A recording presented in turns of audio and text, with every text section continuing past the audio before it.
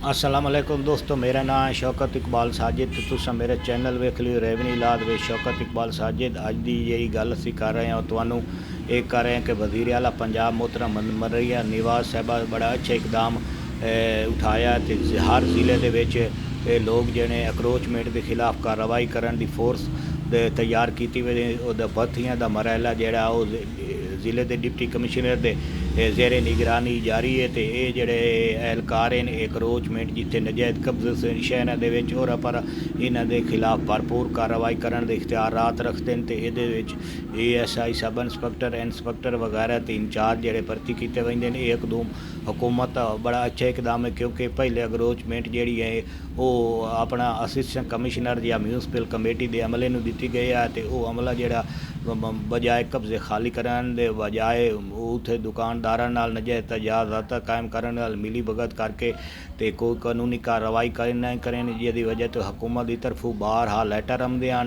तो तले आके वो लैटरां के उत्ते कोई अमल दरामद हो ना। इस तरह हुकूमत पंजाब जिमें वज़ीर आला पंजाब जो साबका वज़ीर आला परवेज़ इलाही जिस तरह रेस्क्यू का एक इदारा बनाया जोड़ा कि अज मुल्क वो बड़ी तरक्की करेगी, बड़े अच्छे इकदाम। इस तरह जोड़े वज़ीर आला मरियम नवाज़ साहबा ये इकदाम उठाए अक्रोचमेंट फोर्स जी भर्ती कर रही है वो बड़े फायदे हैं। तो वो जोड़े ने जो भर्ती होवन तो बाद जोड़ा ना जोड़े नजायज़ काबजीन ने तो नजायज़ तजावज़ात है उहदे खिलाफ भरपूर क्रैकडाउन किया वेंदी तो शहर खूबसूरत बन सन तो जोड़े सरकारी रकबे ने वागुजार हो सन।